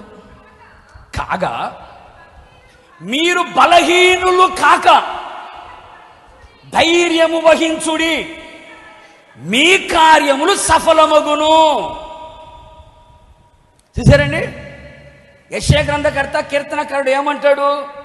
నీవు మా పక్షమున కార్యములను, మా పక్షమున పనులన్నిటినీ సఫలము చేస్తావు, సఫలమవుతున్నాయి, సంపూర్ణంగా సమస్తము సఫలమవుతున్నాయి అంటారు. ఇక్కడ ఒక దైవ సేవకుడు ఆసా రాజుతోనూ యూదా ప్రజలతోనూ ఓ మాట అంటున్నాడు. ఏమని? మీరు బలహీనులు కావద్దు. ఎందుకు బలహీనులయ్యారు? ఏ పని చేసినా కలిసి రావట్లేదండి, బలహీనులయ్యారు. వ్యాపారం కలిసి రాలేదు, బలహీనులయ్యారు. ఉద్యోగం కలిసి రాలేదు, బలహీనులయ్యారు. పొలంలో వేసిన విత్తనం ఎండిపోయింది, ఎలకలు తినిపోయాయి. వర్షం వచ్చింది, కొట్టుకుని పోయింది, బలహీనులయ్యారు. చేతి నిండా పనులు లేవు, బలహీనులయ్యారు. కడుపు నిండా తిండి లేదు, బలహీనులయ్యారు. పరీక్షలు రాస్తున్నారు, ఫెయిల్ అయిపోతున్నారు, బలహీనులయ్యారు. ఏంటి? ఏ పని తలపెట్టినా ఆ పనికి సఫలం అవ్వట్లేదు, బలహీనులైపోతున్నారు. ప్రార్థన చేస్తున్నారు, ప్రార్థన సఫలం అవ్వట్లేదు, బలహీనులైపోతున్నారు. వివాహ కార్యాలకు వెళ్తున్నారు, ఏంటి? సక్సెస్ అవ్వట్లేదు, బలహీనులైపోతున్నారు. అలాగే ఏ శుభకార్యం చేయాలనుకున్నారు, ఆ శుభకార్యం జరగట్లేదు, బలహీనులైపోతున్నారు. ప్రతి కార్యాలు కూడా బలహీనపరుస్తున్నాయి, బలహీనమైపోతున్నారు. వారి విశ్వాసం బలహీనమైపోతుంది, వారి ప్రార్థన బలహీనమైపోతుంది, వారి పరిశుద్ధమైన జీవితం బలహీనమైపోతుంది, వారి నీతి బలహీనమైపోతుంది, దేవుని మీద ప్రేమ బలహీనమైపోతుంది, దేవుని సంతోషపరిచే విషయం బలహీనమైపోతుంది, మందిరానికి వచ్చే విషయంలో బలహీనులైపోతున్నారు, సేవకులతో కలిసి సహవాసంగా ఉండే విషయంలో బలహీనులైపోతున్నారు. ప్రతి విషయంలో బలహీనులవుతున్నారు. ఎందుకు బలహీనులవుతున్నారై అంటే సక్సెస్ఫుల్గా వాళ్ళ జీవితం ఉండట్లేదు, సక్సెస్ అవ్వట్లేదు, సఫలం అవ్వట్లేదు. సఫలము కానందువల్ల ఏది? ఈరోజు కూడా పేపర్లో నీ నెంబర్ రాలేదా అంటే ఈ ఎగ్జామ్ కూడా పోయినట్టేనా, ఈ ఇంటర్వ్యూ కూడా పోయినట్టేనా? 1 మార్కా, 1/2 మార్కా, 1/2 మార్కా, అయ్యయ్యో ఇది కూడా పోయిందా, ఇది కూడా ఫెయిలేనా అని ఈ మాటలు విన్నప్పుడు ఏమవుతారండి? సంతోషిస్తావా? బలహీనమైపోతావు. ప్రతి కార్యాలు నేనేం చేస్తున్నాయి? బలహీనపరుస్తున్నాయి. దైవ సేవకుడు ప్రవచనమెత్తి మాట్లాడుతున్నాడు, దేవుని యొక్క వాక్కును తీసుకున్నాడు, ఆత్మతో నింపబడ్డాడు. ఆత్మ ద్వారా దేవుని యొక్క వాక్కును గ్రహించి ఆ వాక్కులు తీసుకొని వచ్చి యూదా రాజుతో చెబుతున్నాడు, ఆసా రాజుతో చెబుతున్నాడు, ఇశ్రాయేలుతో చెబుతున్నాడు, యూదులతో చెబుతున్నాడు. ఏమని? మీరు బలహీనులు కావద్దు, ధైర్యం వహించండి, ధైర్యంగా ఉండండి, మీ కార్యములు సఫలము కాబోతున్నాయి. ఎలా అవ్వమంటావయ్యా ధైర్యంగా? బలహీనులు కాకుండా ఎలా ఉండమంటావయ్యా అంటే దేవుడు మీ పక్షముగా ఉండగలిగితే మీ కార్యాలు సఫలమవుతాయి. అవునా? మరి దేవుడు మా పక్షంగా ఉండాలంటే మేమేం చేయాలి అంటే 2వ వాక్యం చెబుతాడు, చదవండి. అదే 2వ వాక్యం. ఆసా, యూదావారులారా, బెన్యామీనీయులారా, మీరందరూ నా మాట వినుడి. మీరు యెహోవా పక్షపు వారు అయిన ఎడల ఆయన మీ పక్షమున ఉండును. ఆయన యొద్ద మీరు విచారణ చేసిన ఎడల ఆయన మీకు ప్రత్యక్షమవుతాడు. నా మాట వినండి. నువ్వు చెప్పేదండి మేము వినేది? మా తెలియని వాక్యాలా, మా తెలియని రెఫరెన్స్లా, మేము వినని ప్రసంగాల యూట్యూబ్లో కొట్టుకుంటే మొత్తం వచ్చేయవా? మా తెలియని ప్రసంగాల, మా తెలియని వాక్యాల అని తిరుగుబాటు చేయగాకండి. నా మాట వినండి. దైవ సేవకుడు చెబుతున్నాడు, వాగ్దాన కోడికలు చెబుతున్నాడు, ఆదివారం చెబుతున్నాడు. నా మాట వినండి. ఏమని? మీరు యెహోవా పక్షపు వారు అయిన ఎడల ఆయన మీ పక్షంగా ఉంటాడు. ఎప్పుడైతే మీరు ఆయన పక్షముగా చేరుతారో అప్పుడు ఆయన మీ పక్షంగా చేరుతాడు. ఆయన మీ పక్షముగా చేరగలిగితే మీ కార్యములన్నీ సఫలమవుతాయి. కొడుచబులు గట్టిగాను. మీరు అనుకున్నవన్నీ సాధించగలుగుతారు. మీ కోరిక సఫలమవుతుంది, మీ ఆలోచన సఫలమవుతుంది, మీరు చేయునదంతయు సఫలమవుతుంది, మీ ప్రయాణములన్నీ సఫలమవుతాయి. మీరు ఆశించింది అందుకుంటారు, ప్రార్థించింది పొందుకుంటారు, కోరుకున్నది మీరు అనుభవించగలుగుతారు. మీ పక్షముగా ఆయన ఉండాలి. మీ కార్యాలు సఫలం అవ్వాలి అంటే, మీ పనులు సఫలం అవ్వాలంటే ఆయన పక్షముగా మీరు చేరండి. రాజకీయ నాయకులు అనుకోండి, ఏ పార్టీ లీడింగ్లో ఉంటే ఆ పార్టీలోకి జంప్ అయిపోతారు. మొన్నటి వరకు ఫ్యాన్ పట్టుకున్నాడు, మొన్నటి వరకు జగ్గు పట్టుకున్నాడు, మొన్నటి వరకు సైకిల్ దొక్కినాడు, మొన్నటి వరకు పువ్వు పెట్టుకుని తిరిగినాడు, ఇప్పుడు ఫ్యాన్ తిరగగానే ఫ్యాన్ చుట్టూ వచ్చాడు. ఎందుకని? మనుషులైతే పార్టీలు మారుతారు, కండువాలు మారుస్తారు, ఏంటి గుర్తులు కూడా మార్చేస్తారు. అవునా కదండి? ఆ గుర్తులు కూడా మార్చేస్తారు. పాచిగారు బాగా ప్రేమించి బాగా మాట్లాడారంటే పార్టీ బ్రహ్మాండంగా మార్చేస్తారు. కొంచెం గట్టిగా మాట్లాడారంటే వాళ్ళ పార్టీ మారిపోయింది, కండువ మారిపోయింది, ఫోన్ నెంబర్ కూడా మారిపోయింది. అంతే కదండి? అందుకే నా మాట మీరు వినండి, నా మాట మీరు వినండి, నా మాట మీరు విని ఆయన పక్షంగా మీరు చేరండి. మీరు చేయాల్సినదే ఆ పార్టీ కండువ వేసుకో. ఏ పార్టీ కండువ? యేసయ్య పార్టీ. కొట్టు చప్పులు గట్టిగాను. Party మారగాకమ్మా, party మారగాకు. అవకాశాన్ని బట్టి అవసరాన్ని బట్టి పార్టీ మారద్దు. కష్టం వచ్చినా నష్టం వచ్చినా పార్టీ మారకూడదు, పార్టీ మారకూడదు. యెహోవా పక్షపుగా మీరు ఉండండి, ఆయన మీ పక్షపాటు అవుతాడు. ఆయన మీ పక్షంగా ఉన్నాడంటే మీ వ్యాపార లాభాలు చూడబోతున్నారు. మీ చేతి పనులు దేవుడు ప్రతిదీ యోసేపు చేతికి చెయ్యి తోడుగా ఉంచి చేయునదంతయు సఫలము చేసినట్లుగా ఈ నెలలో మీరు చేయునదంతయు సఫలమగునట్లుగా నా దేవుని మీ పక్షముగా ఉండి సఫలము చేయునుగాక. ఇక మీద నువ్వు ఏ ప్రార్థన చేస్తావో నీ ప్రార్థనలన్నీ సఫలమగునట్లుగా నా దేవుడు మీ పక్షంగా ఉండి చేయునుగాక. నీ కోరిక నా దేవుడు సఫలము చేయునుగాక. నీ ఆలోచన నా దేవుడు సఫలము చేయునుగాక. నీ పనులన్నీ సఫలము చేయునుగాక. మీ పెళ్ళిళ్ళ ప్రయాణములన్నీ ఎలియాజరేమంటారు, మా ప్రయాణమును నువ్వు నీ పక్షంగా ఉండి నీ ప్రయాణాలు. ఇంకా పెళ్ళిళ్ళ మీద పెళ్ళిళ్ళు అవ్వాలా, కొడు సభలు గట్టిగా సంబంధాలు కుదరాలా, సంబంధాలు సెట్ అవ్వాలా, మీకు పెళ్లి చేయాలా. ఎందుకని మీ ప్రయాణాలు దేవుడు ఏం చేయబోతున్నాడండి? సఫలము చేయబోతున్నాడు. ఇంతవరకు ఎందులో విఫలులు అయ్యారో, ఉద్యోగాల్లో విఫలమయ్యారా, వ్యాపారంలో విఫలమయ్యారా, అలాగే చేతి పనులు విఫలమైపోయారా, పొలంలో విఫలమైపోయారా, పశువుల విషయంలో విఫలమైపోయారా, చదువుల విషయంలో విఫలమైపోయారా, లోన్ల కోసం వెళ్ళారు విఫలమైపోయారా, ఆర్థిక సహాయం కోసం వెళ్ళారు విఫలమైపోయారా, దేని కొరకెత్తి నువ్వు తిరుగుతున్నావో, దేని కొరకెత్తి వెళుతున్నావో ఇంతవరకు విఫలులుగా మార్చబడ్డారో, విఫలులుగా ఉన్నారో, ఇది ఫెయిల్యూర్ పీసురా బాబు అని గురించి చెప్పుకుంటున్నారో, ఇక మీదట నువ్వు దేవుని పక్షంగా వచ్చి చూడు, ఆయన నీ పక్షంగా వస్తాడు. ఇక మీదట నీ పనులన్నీ సఫలమగునుగాక. కొడు చప్పులు గట్టిగా. అందుకని మనం ఏం చేయాలి? ఆయన పక్షముగా మనం చేరాలి. ఏనండి? ఆయన పక్షంగా చేరాలి. ఆయన పక్షంగా చేరడం అంటే ఏంటి?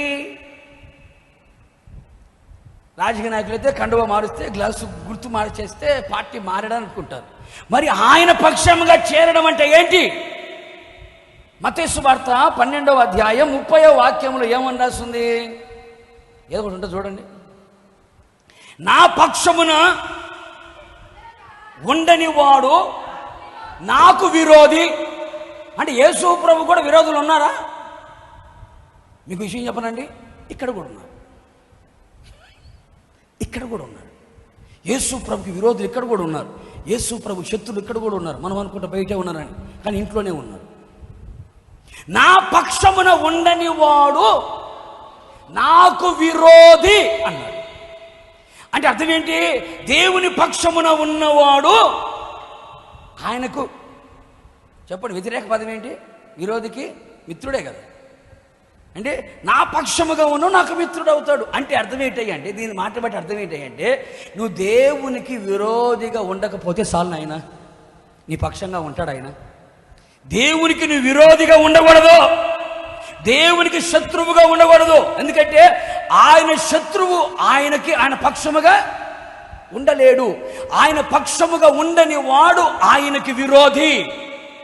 అంటే దీన్ని బట్టి మనం నేర్చుకోవాలంటే, అంటే ఆయన పక్షంగా నేను ఉండాలి అంటే, ఆయన పార్టీలోకి నేను జాయిన్ అవ్వాలంటే ఆయనకి విరోధంగా నేను ఉండకూడదు, ఆయనకి విరోధంగా నేను బ్రతకూడదు, ఆయనకి విరోధంగా నేను నడుచుకోకూడదు. అంటే ఆయనకి విరోధంగా కాకుండా ఆయనకు నచ్చినట్టుగా నేను ఉండాలి. అందుకని ఆయనకి విరోధం ఏంటి అంటే, యాకోబు పత్రిక 4వ అధ్యాయము 4వ వాక్యంలోకి మాట్లాడుతుంది. ఏమని? వ్యభిచారిణులారా, ఈ లోక స్నేహము దేవునితో వైరమని మీరు ఎరుగరా? ఈ లోకముతో స్నేహము చేయువాడు, చెప్పు, దేవునికి విరోధి, దేవునికి శత్రువు. అంటే దేవునికి విరోధి ఎవరు? లోకముతో స్నేహము చేసేవాడు. గుర్తుపెట్టుకోండి. లోకముతో స్నేహం, లోకపు మర్యాద, లోకపు ప్రేమ 3 ఉన్నాయి. లోకానికి 3 ఉన్నాయి. లోకపు ప్రేమ, లోకపు మర్యాద, లోకపు స్నేహం. ఈ 3 చేసేవాడు ఎవడట? దేవునికి శత్రువు. దేవునికి విరోధి అయితే ఆయన పక్షంగా అతను ఉండడు. అంటే నువ్వు దేవునికి విరోధిగా ఉండకుండునట్లుగా లోకముతో స్నేహము చెయ్యొద్దు, లోకపు ప్రేమలో ఉండొద్దు, లోకపు మర్యాదను నువ్వు అనుసరించవద్దు.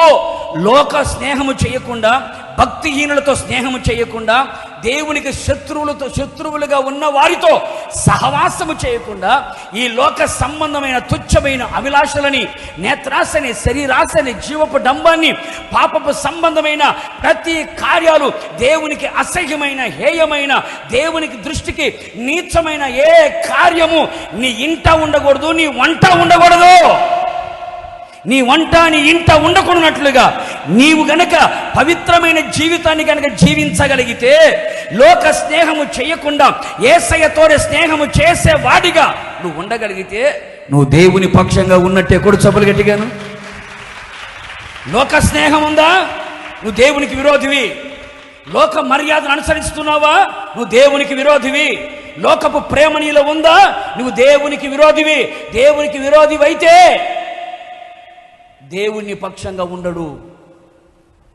అందుకని ఆ విరోధితనము లేకుండా, ఆ లోక ప్రేమ, లోక స్నేహం, లోక మర్యాదని విడిచిపెట్టి యేసయ్యతో స్నేహం, యేసయ్యతో ప్రేమ, యేసయ్య మర్యాదను అనుసరించి నువ్వు నడవగలిగితే నువ్వు దేవుని పక్షంగా ఉన్నట్టే అర్థం. ఆయన ఆజ్ఞలు, ఆయన మాట నువ్వు వినగలిగితే, ఆయన అనుసరించి నడిచినట్టు నువ్వు అర్థం. అప్పుడు దేవుని పక్షంగా ఉన్నావని అర్థం. దేవుని పక్షంగా ఉన్నామంటే ఆయన నీ పక్షంగా వస్తాడని అర్థం. ఆయన నీ పక్షంగా వచ్చాడంటే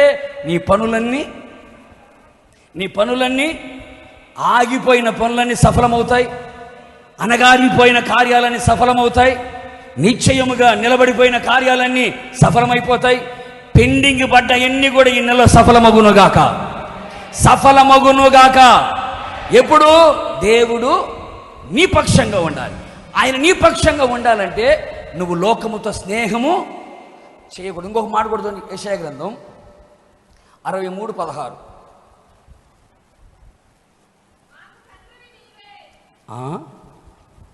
అంతేనంటవా? యెషయా గ్రంథం 63:10. ఏం చెప్పాను నేను? 16 చెప్పాను. ఓకే. అయినను వారు తిరుగుబాటు చేసి ఆయన పరిశుద్ధాత్మను దుఃఖింప చేయగా, అమ్మా దేవునికి విరోధి అవ్వద్దు. నువ్వు దేవునికి విరోధి అయ్యావంటే దేవుని పక్షంగా ఉండడు. ఎందుకు విరోధి అవుతాడు ఆయన? ఎందుకు విరోధి అవుతాడంటే, నా మాటను వాళ్ళు ఏం చేశారంట? తిరుగుబాటు చేశారు. మాట వినని వాడు తిరుగుబాటుదారి. నా మాట వినకపోతే తిరుగుబాటు. అందుకని వారు తిరుగుబాటు చేసి పరిశుద్ధాత్మని దుఃఖం చేయగా ఆయన వారికి ఏమయ్యాడంటండి? నువ్వు చూసుకోవాల్సింది ఏంటి? నీ కార్యాలు సఫలం అవ్వాలి అంటే ఒకటి గుర్తుపెట్టుకో, నీ పనులన్నీ సఫలం అవ్వాలి అంటే నువ్వు ఆయనకు విరోధిగా ఉండకుండా చాలు. ఒకటి, లోక స్నేహం చేయకుండా ఉంటే చాలు. రెండవది, ఆయనకు తిరుగుబాటు చేయకూడదు. తిరుగుబాటు చేయడం అంటే ఏంటి? మాట వినకపోవడమే, ఆజ్ఞను అనుసరించకపోవడమే, ఆయన వాక్యానికి విరోధముగా మాట్లాడడమే, నడిపింపుకు విరోధముగా చేసేవాడు ఎవడంటే? తిరుగుబాటు చేసేవాడు. నువ్వు తిరుగుబాటు చేసావా ఏంటి? నువ్వు ఎంత నీతిమంతుడు కావచ్చు, పరిశుద్ధుడివి కావచ్చు, అప్పుడు ఆత్మ రావచ్చు, భాషలు కూడా రావచ్చు, ఇన్ని చేయొచ్చు. మాట వినకపోతే సౌలు చూడండి, సౌలు ఎవరు? అతడు నా ఆజ్ఞలు గైకొనక, నా మాట వినక తిరుగుబాటు చేశాడు. దేవుని మాట వినని వాడు, దేవుని వాక్యానికి లోబడని వాడు, దైవ సేవకుని యొక్క నడిపింపుకు లోబడని వాడు తిరుగుబాటుదారి, ఉగ్రవాది, తాలిబాన్, నక్సలైట్. ఇలాంటి వాళ్ళు నక్సలైట్లే.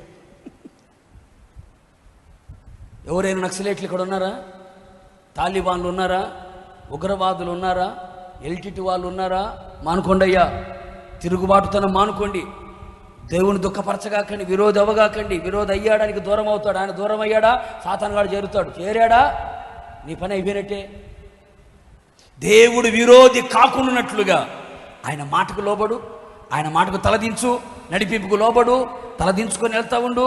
నువ్వు లోబడగలిగితే దాని అర్థం ఏంటంటే నువ్వు లోబడగలిగితే, అందుకంటే కదా ప్రమాణాలు చేస్తాం, ఈ పార్టీకి మేము లోబడి ఉంటాము, ఈ పార్టీ శాసనాలకి ఆజ్ఞలకి మేము కట్టుబడి ఉంటామని ప్రమాణాలు చేస్తాం. అది లోబడడం అంటే లోబడితే ఆ పార్టీ పక్షంలో నువ్వు ఉన్నావు అని అర్థం.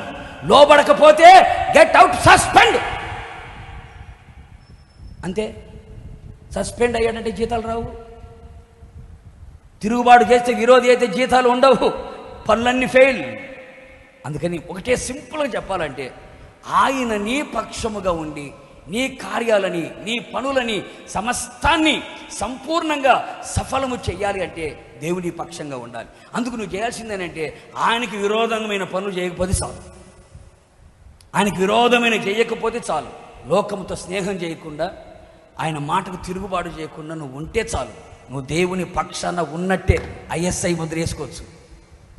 ఆయన పక్షంగా ఉన్నాడు అంటే ఇక మీరు బలహీనలు అవ్వాల్సిన అవసరం లేదు. కూడా చొప్పలు గట్టిగాను. నిన్ను బలపరుస్తాడు ఆయన, నిన్ను బలపరుస్తాడు, నీ వ్యాపారాన్ని బలపరుస్తాడు, నీ పనులను బలపరుస్తాడు, నీ కార్యాలను బలపరుస్తాడు, నీ పనులన్నిటిని బలపరుస్తాడు. అప్పుడు నీ కార్యములన్నీ ఏమవుతాయండి? సఫలమవుతాయి. సింపుల్. అందుకే మీ పక్షంగా నేను ఉండాలనుకుంటున్నాను. మరి నా పక్షంగా వస్తారా? నా పార్టీలో చేరుతారా? నా మాట వింటారా? నాకు లోబడతారా? నాతో స్నేహం చేస్తారా? నాతో కలిసి ఉంటారా? నాతో సహవాసం చేస్తారా? నేను తప్ప వేరే స్నేహం నీకు ఉండకూడదు.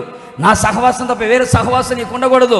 నా మాట సంపూర్ణంగా వినాలి, తలదించాలి, తల వంచాలి, నడిపింపు ప్రకారంగా నేను వెళ్ళాలి. విరోధంగా మాట్లాడకూడదు, సనగకూడదు, గొనగకూడదు. గొనిగినా సనిగిన క్యాన్సర్ పుండు కంటే అది దారుణము సుమి. దేవుని మెచ్చని కార్యాల్లో ఒకటి సనుగులు, సంశయాలు. ఆకులు రాలిపోయినట్టుగా రాలిపోయారు. ఎందుకయ్యా అంటే నా మాట వినలేదండి వాళ్ళు. అందుకని చాలా మనం ఒకసారి చెప్పాను నేను, 40 రోజుల ప్రయాణం 40 సంవత్సరాలు పట్టింది. అంటే దేవుడు నీకు 40 రోజుల్లో ఏవేవో చేయాలనుకున్నాడు. 40 రోజుల్లో చేయాలనుకున్నవన్నీ ఎన్ని రోజులు పట్టిందంటే కారణం ఏంటంటావు?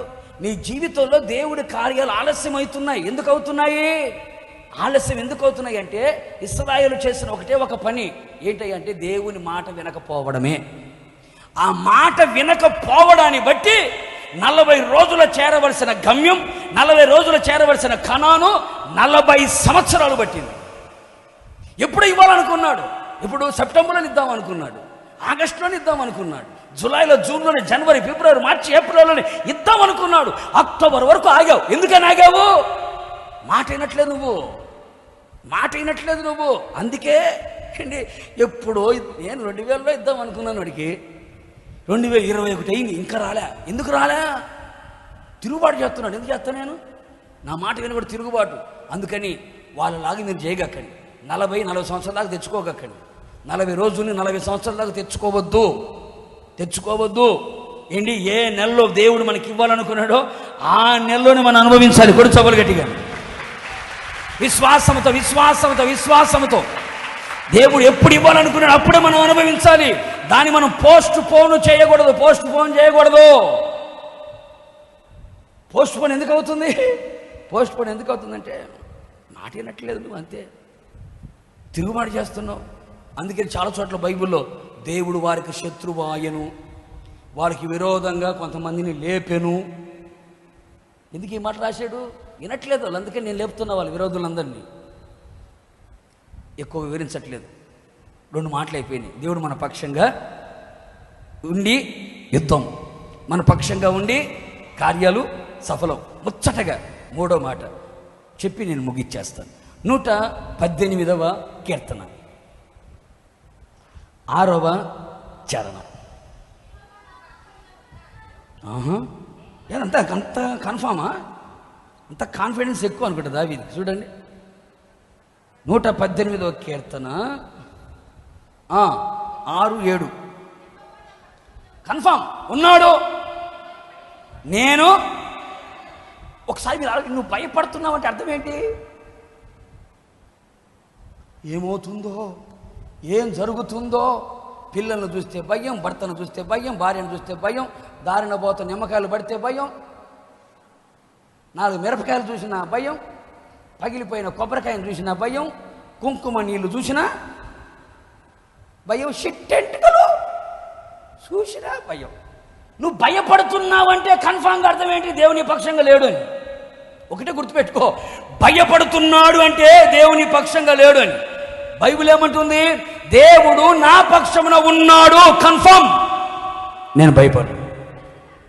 ఆహా, నేను భయపడను. ఎందుకు భయపడవంటే ఆయన నా పక్షంగా ఉన్నాడు, నేను భయపడను. ఓకే, ఈ నరులు నన్ను ఏం చేస్తాయి? ఈ శాతపరులు అంటారు, ఇవన్నీ నన్ను ఏం చేస్తాయి? ఈ మంత్రశక్తులు నన్ను ఏం చేస్తాయి? వారి విషపు చూపు నన్ను ఏం చేస్తుంది? వాళ్ళు చేసే కార్యాలు నన్ను ఏం చేస్తాయి? నా పక్షంగా ఉన్నాడు కదా. నా పక్షంగా ఈ నరులు నన్ను ఏం చేయగలుగుతారు? యెహోవా నా పక్షము వహించి నాకు సహకారి అయి ఉన్నాడు. కూడా చెప్పులు గట్టిగా, నాకు సహకారిగా ఉన్నాడు. ఒకటే వాడు గుర్తుపెట్టుకో, ఈ నెలలో, ఈ అక్టోబర్ మాసం ఎవరు కాదండి, జీవితకాలం అంతా నా దేవుడు నీ పక్షముగా ఉండి ఒక సహకారిగా నీకు ఉండబోతున్నాడు. కూడా చొప్పలు గట్టిగా, సహకారిగా ప్రతి విషయములో నీకు సహాయము చేసే ఒక సహకారిగా ఉండబోతున్నాడు. ప్రతి విషయానికి సహాయం చేయడానికి సహకారిగా ఉండబోతున్నాడు. ప్రార్థన సరిగా చేసుకోలేకపోతున్నావా? ప్రభువా, ప్రార్థన సరిగా చేయలేకపోతున్నానయ్యా, please help me, please help me, సహాయం చేయ ప్రభు అంటే, ప్రభు నీ పక్కకు వచ్చి నిలబడి స్టార్ట్ చేయి, ప్రార్థన స్టార్ట్ చేయి అంటేనే ఉంటాడు. గంట అయిపోయిన నీకు అర్థం కాదు. ఎందుకంటే అర్థం ఏంటి చెప్పు? 3 నిమిషాలకు ముగించావంటే అర్థం ఏంటి? 3 నిమిషాలకి నీ ప్రార్థన ముగించిందండి అంటే అర్థం ఏంటి? దేవుని పక్షంగా లేడు అని. గంట అయినా నీకు ప్రార్థన నుంచి లేయట్లే. ఎందుకంటే అడిగా ముందు, ప్రభు నాకు ప్రార్థన చేయడం సరిగా రాదయ్యా, ప్లీజ్ నాకు హెల్ప్ చేయవా, నాకు సహాయం చేయవా.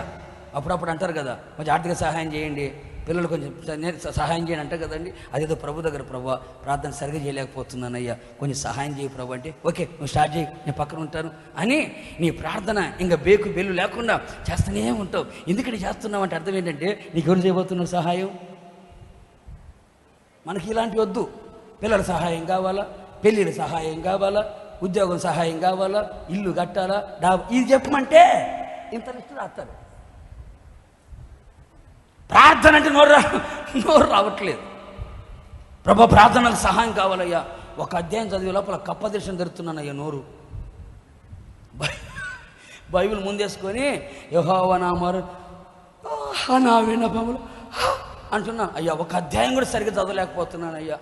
10 అధ్యాయాలు ఖచ్చితంగా చదవాలయ్యా, నేను 12 అధ్యాయాలను చదవాలయ్యా, నాకు సహాయం చేయి ప్రభు అన్నవా. ఇక నువ్వు కూర్చున్నావంటే అధ్యాయాలు అయిపోవాలా. కొడు సభలు గట్టిగా, అధ్యాయాలు అయిపోవాలా. ఊరు బాబోయ్, ఒక్క అధ్యాయం చదవడానికి ఎన్ని ఆవలింతలో. ఇప్పుడు ఒక గ్రంథం అంతా అయిపోయిందే, అయిన ఆవలింతలు రావట్లేదు. అంటే నాకెవరున్నారు? సౌండ్ రావట్లేదండి. యేసు నీకు సహకారిగా ఉండబోతున్నాడు. కూడా చెప్పులు గట్టిగా, నీకు సహాయం చేయబోతున్నాడు. ప్రభు ఒక పూట ఉపవాసం ఉందాం అనుకుంటున్నాను అయ్యా, రోజంతా ఉండాలంటే గ్యాస్, అందుకని గ్యాస్ వస్తుందయ్యా, అందుకని ఉండలేకపోతున్నాను ప్రభా. ఉపవాసం ఉండడానికి నాకు సహాయం చేయ ప్రభా. ఒక రోజంతా ఉపవాసం ఉందాం అనుకుంటున్నానయ్యా, ఒక రాత్రంతా ప్రార్థన చేద్దాం అనుకుంటున్నానయ్యా, మోకాల మీద ఉందాం అనుకుంటున్నానయ్యా, అసలే మోకాల లోపల వచ్చేస్తున్నాయి అయ్యా, ఒక సహాయం చేయ ప్రభు అంటే, ప్రభు నీ పక్షంగా నిలబడి ఏం చేస్తారంట? అలాంటి వాడు ఎవరు దొరుకుతారండి మీకు? నీ భార్య ఉంటుందా, నీ భర్త ఉంటుంది. ఎంతసేపు చేయాలి నేను? మంచం కూడా ఎక్కేయాలి, నేనే ఎక్కేయాలా, దుప్పటి కూడా నేనే కప్పాలా, అన్నీ నేనే చేయాలి, ఎంతవరకు చేయాలి నేను అంటారు. నా యేసే అట్లా అండు, సహాయం కావాలా చేస్తా. అందుకని ఆయన నా పక్షమున ఉండి నాకు సహకారిగా ఉండబోతున్నాడు, నాకు సహకారిగా ఉండబోతున్నాడు. ప్రార్థన చేసే విషయంలో సహాయం చేయబోతున్నాడు, సువార్త చేసే విషయంలో సహాయం చేయబోతున్నాడు, వాక్యం చదివే విషయంలో సహాయం చేయబోతున్నాడు, చదువుకునే విషయంలో ప్రభా చదువుకుంటున్నానయ్యా, బుర్రకెక్కట్లేదయ్యా, మట్టి బుర్ర అనుకుంటానయ్యా, అందుకని కొంచెం బంగారు బుర్ర పెట్టయ్యా, కొంచెం గుర్తుండాలయ్యా, చదువులో కొంచెం సహాయం చేయ ప్రభు అంటే, ఆయన అనంత జ్ఞాని కదా. నీ పక్కన ఉండి నువ్వు చదువు నీ బుర్రకు నేను పదును చేస్తా, షార్ప్గా చేసేస్తా, నీ మైండ్లో ఈ మాటలన్నీ నిలబెట్టట్టు నేను చేస్తాను. నీకు జ్ఞానం ఇవ్వడా? ప్రభా, వ్యాపారం సరిగ్గా చేసుకోలేకపోతున్నానయ్యా, కొంచెం మెలకులు చేత కావట్లేదయ్యా, కొంచెం సహాయం చేయి ప్రభా. ఈ పొలంలోకి వెళ్తున్నానయ్యా, కొంచెం సహాయం చేయి ప్రభా అని అన్నావంటే నీ పక్షంగా ఎలా ఉంటాడట? ప్రతి విషయంలో, ఒకటి కాదు, నీ ఆత్మీయంగా, నీ కుటుంబ పరంగా, నీ పిల్లల పరంగా, ఆధ్యాత్మికంగా ప్రతి విషయంలో ఆయన మనకు పక్షముగా ఉండి సహకారిగా ఉండబోతున్నాడు. కొడు చెబులు గట్టిగా. ప్రతి విషయం నీకు సహాయము చేయబోతూ ఉన్నాడు, నీకు సహాయము చేయబోతున్నాడు. ఆత్మ సంబంధమైన సహాయము చేయబోతున్నాడు, శరీర సంబంధమైన సహాయము చేయబోతున్నాడు, కుటుంబపరమైన సహాయము చేయబోతున్నాడు, సేవపరమైన సహాయము చేయబోతున్నాడు. ప్రతి విషయంలో నా దేవుని సహాయము నువ్వు చూడబోతూ ఉన్నావు. మేఘ వాహనుడై ఆయన నీకు సహాయము చేయడానికి నీ పక్షముగా దిగవచ్చునుగాక. పరిశుద్ధ స్థలములో నీకు సహాయము చేయడానికి నీ పక్షముగా నిలిచి ఉండునుగాక. ఆశ్చర్యకరమైన సహాయము చేయడానికి నీ పక్షముగా నిలిచి ఉండునుగాక. ఆయన సహాయకుడు, నమ్మదగిన సహాయకుడు. ఆపదల్లో ఉన్నావా, శ్రమల్లో ఉన్నావా, ఇబ్బందుల్లో ఉన్నావా? ప్రభా, ఎలా ఎలా ఎలా నేను ఎలా తప్పించుకోవాలి తెలియట్లేదయ్యా, సహాయం చేయి. ఆపదలు తప్పించే మార్గాన్ని చూపిస్తాడు, శ్రమలు తప్పించుకునే మార్గాన్ని చూపిస్తాడు, శోధన తప్పించుకునే మార్గాన్ని చూపిస్తాడు. ఎందుకంటే నీ పక్షంగా ఉన్నవాడు చేతగాని వాడు కాదు, నీ పక్షంగా ఉన్నవాడు చేతులు ముడుచుకునేవాడు కాదు, నీ పక్షంగా ఉన్నవాడు ఆలోచించేవాడు కాదు. నీ పక్షంగా ఉన్నవాడు సర్వశక్తి కలిగిన దేవుడు, ఏదైనా చేయుటకు సమర్థుడు, సర్వశక్తి కలిగిన దేవుడు. ఆ సమర్థుడైన సర్వశక్తి గల దేవుడైన యెహోవా మన పక్షముగా మనకు సహాయము చేయునుగాక, సహకారిగా ఉండునుగాక, సహాయం అందించునుగాక. ప్రతి విషయంలో సహాయం చేయబోతున్నాడు. ఏది కావాలో ప్రభువుని అడుగు. వాళ్ళని వీళ్ళని చేతులు చాపి అడిగేదానికి వదులు. ప్రభా, నీవు నాకు సహాయం చేయవు ప్రభు అని ఆయన వైపు చేతులు చాపు. ఇంతవరకు మనుషుల వైపు కనులెత్తాను, కొండల వైపు కనులెత్తాను, డబ్బున్న వాళ్ళ వైపు కనులెత్తాను, అన్ని రంగాలు ఆరి తేరి ఉన్న వాళ్ళ వైపు కనులెత్తాను, సహాయం నాకు దొరకలేదు. ఇప్పుడు నీ వైపు చూస్తున్నాను, నాకు సహాయం చేయి. అందుకే దావీదు అంటాడు కదా, నీ సహాయం వలన నేను సైన్యాన్ని జయించాను, నా దేవుని సహాయం వలన ప్రాకారాలు దాటాను. ఎలా దాటావు? ఎలా సాధ్యమైంది? నా వల్ల కాదు, ఆయన సహాయం చేశాడు కనుకనే సైన్యం, ఆయన సహాయం చేశాడు కనుకనే ఎంత ఎత్తైన ప్రాకారాలైనా ఈజీగా అవలీలగా దాటగలిగాను. కారణం ఆయన నాకు హెల్ప్ చేస్తున్నాడు. గొడుచుబులు గట్టిగాను, ఆయన నాకు సహాయం చేస్తున్నాడు. ఆయన సహాయం చేస్తున్నాడు గనుక ప్రాకారాలు దాటుతాను, సైన్యాన్ని జయిస్తాను. ఇది నా వల్ల కాదు, ఇది నేను చెయ్యలేను అనొద్దు, అనొద్దు. ఇది నా వల్ల కాదు, నేను చెయ్యలేను అనొద్దు. ఆ మాట నీ నోట రాకూడదు. ప్రభా, నువ్వు సహాయం చేయి, ఇది నేను చేస్తా. నువ్వు నాకు సహాయం చేయి, ఇది నేను చేస్తా. ప్రాకారాలు దాటాడు. అయ్యా, ఎక్కలేనంత ఎత్తైన కొండ నన్ను, నేను నా వల్ల కాదయ్యా, నువ్వు సహాయం చేస్తే నేను చేస్తా. నువ్వు సహాయం చేస్తే ఇది అడగాలి ప్రభు. ప్రభు, నువ్వు సహాయం చేస్తే ఇది నేను చేయగలుగుతా. అందుకే పౌలు గారు అంటాడు కదా, నన్ను బలపరచు వాని అందే నేను చేయగలుగుతానయ్యా, నువ్వు సహాయం చేయి. అందుకనే తిమోతి పత్రికలో ఉంటుంది ఏమని, ఆయన నా ప్రక్క నిలిచి నన్ను బలపరిచాడు, నా పక్షముగా నన్ను బలపరిచాడు కనుకనే ప్రతి విషయంలో సహాయం, ప్రతి విషయంలో దేవుని సహాయాన్ని పొందుకోవాలి. నా దేవుడు మీ జీవితంలో ఎబినేజర్గా ఉండునుగాక, ఎబినేజర్గా ఉండునుగాక, ఎబినేజర్గా నా దేవుడు ఉండునుగాక, మీకు సహాయకుడుగా సహకారిగా ఉండునుగాక. దీనికి తగిన ఒక వాక్యాన్ని బైబిల్ మనం చూడగలిగితే చూడండి, మార్కు సువార్తమానం, మాట చెప్పిన ముగిస్తాను, టైం అయిపోతుంది. 16:20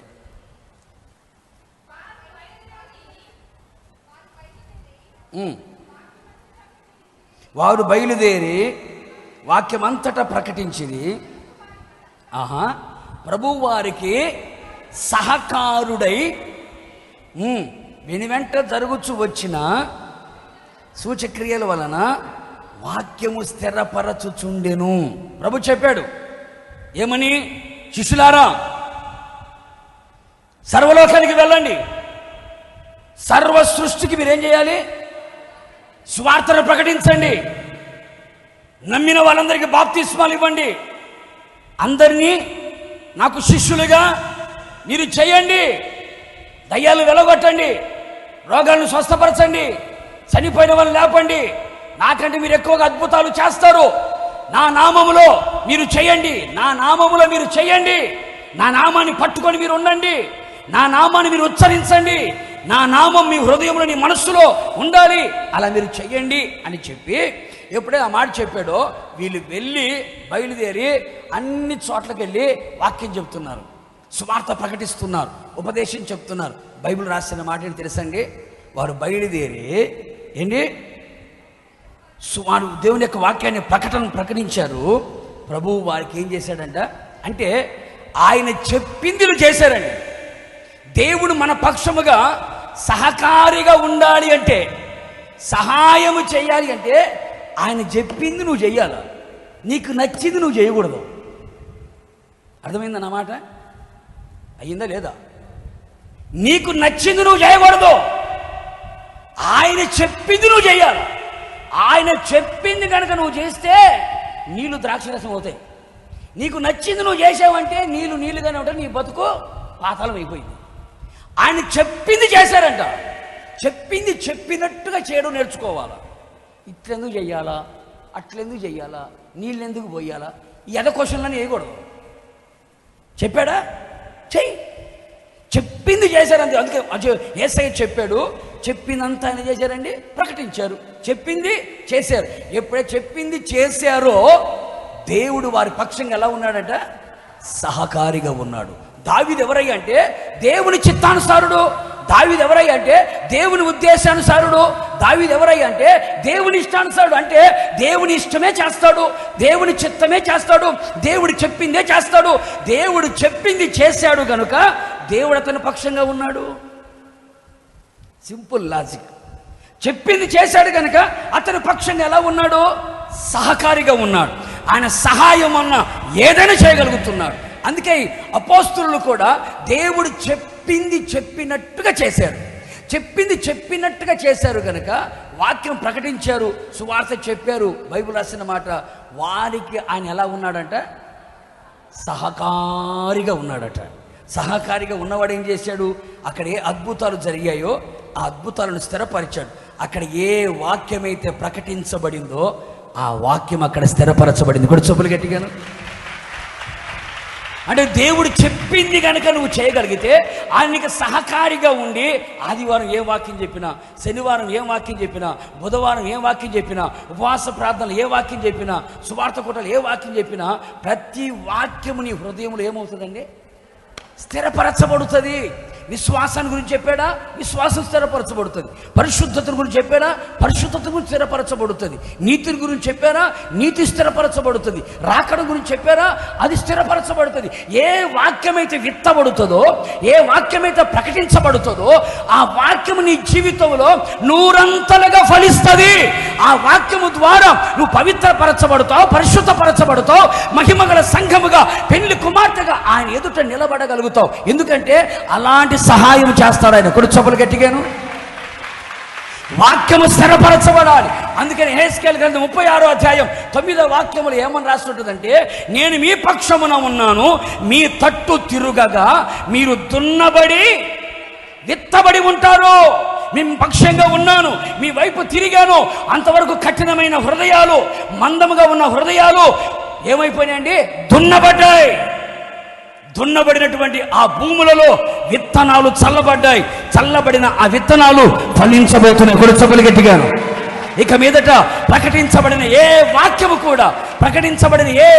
కూడా మీ జీవితంలో వ్యర్థముగా పోకున్నట్లుగా ప్రతి విత్తనం, ప్రతి వాక్యం నా దేవుడి మీ హృదయాలు స్థిరపరచునుగాక, నీ మనస్సులో స్థిరపరచునుగాక, వాక్య నిరంతరంగా ఫలించునుగాక. దున్నబడని భూములన్నీ దున్నబడునుగాక, శుద్ధీకరించబడునుగాక, నీ హృదయం సిద్ధపడునుగాక, నీ హృదయం తెరవబడునుగాక, నీ మనస్సు తెరవబడునుగాక, వాక్యములన్నీ మీ జీవితంలో స్థిరపడునుగాక. దేవుడు అట్టి కార్యమును మన పక్షముగా ఉండి చేయునుగాక. అందుకని మనం ఏం చేయాలి అంటే నీతిమంతులుగా ఉండి కన్నీటి ప్రార్థన చేయగలిగితే మన పక్షముగా ఉండి యుద్ధం చేస్తాడు. ఏం చేస్తాడండి? మన పక్షంగా ఉండి యుద్ధం చేస్తాడు. ఆయనకు విరోధుగా మనం ఉండకుండా ఆయన పక్షముగా మనం ఉండగలిగితే ఆయన మన పక్షముగా ఉండి మన పనులని, మన కార్యాలని సఫలం చేస్తాడు. ఆయన చెప్పింది చెప్పినట్టుగా ఆయన చిత్తానుసారంగా, ఆయన ఇష్టానుసారముగా, ఆయన ఉద్దేశానుసారముగా మనము జీవించగలిగితే, మన పక్షముగా ఆయన ఉండి మనకు సహాయం చేసి సహకారిగా ఉండి వాక్యాన్ని మన జీవితంలో స్థిరపరుస్తాడు. ఆ వాక్యం మనల్ని ఏం చేస్తుంది అంటే, పౌలు గారు అంటారు కదా, వాక్యం మన ఉదక స్నానము చేత పరిశుద్ధపరచబడి పవిత్రపరచబడి మహిమగల సంఘముగా, మహిమగల యేసు ఎదుట మహిమగల రాకడలో మనం నిలిచి ఉండేదము. కొడు చెప్పులు గట్టిగాను. నిశ్చయముగా ఆయన మన పక్షముగా ఉండునుగాక, మన పక్షముగా నిలుచునుగాక. అందరూ మోకరించడం, చిన్న ప్రార్థన చేద్దాం.